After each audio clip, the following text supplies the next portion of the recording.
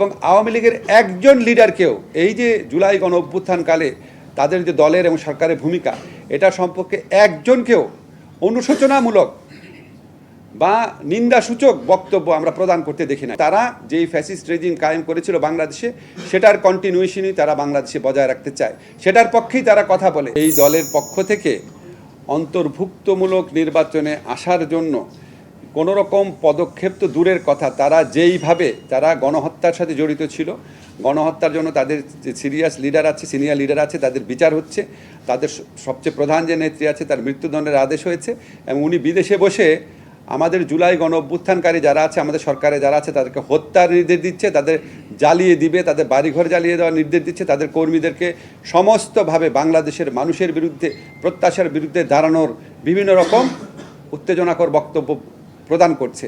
এবং আওয়ামী লীগের একজন লিডারকেও এই যে জুলাই গণ অভ্যুত্থানকালে তাদের যে দলের এবং সরকারের ভূমিকা এটা সম্পর্কে একজনকেও অনুশোচনামূলক বা নিন্দাসূচক বক্তব্য আমরা প্রদান করতে দেখি নাই।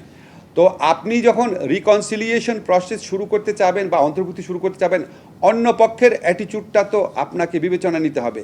আমাদের কাছে কখনোই মনে হয় না তারা এই আমাদের যে সংস্কারের, আমাদের যে নতুন রাষ্ট্র গড়ার, প্রকৃত গণতান্ত্রিক ব্যবস্থা প্রতিষ্ঠা করার লক্ষ্যে যে আমাদের কর্ম প্রক্রিয়া চলছে এটাতে তাদের অন্তর্ভুক্ত হওয়ার মতো নিজেদের বিন্দুমাত্র ইচ্ছা, মাইন্ডসেট, প্রস্তুতি আছে। বরং তারা যেই ফ্যাসিস্ট রেজিম কায়েম করেছিল বাংলাদেশে সেটার কন্টিনিউশনই তারা বাংলাদেশে বজায় রাখতে চায়, সেটার পক্ষেই তারা কথা বলে। তারা এই গণ অভ্যুত্থানকারীদের বিরুদ্ধে কথা বলে। তো তাদের ক্ষেত্রে তো অন্তর্ভুক্তি কিভাবে সম্ভব? আপনি তো জোর করে আপনি জোর করে তো অন্তর্ভুক্তি করাতে পারেন না। অন্তর্ভুক্তি করার মতো কোনো মাইন্ডসেট, কোনো রকম মানে ইঙ্গিত, কোনো রকম কথাবার্তা আমরা তাদের দলের কারো মধ্যেই শুনি নাই, কোনো কিছুর মধ্যেই শুনি নাই।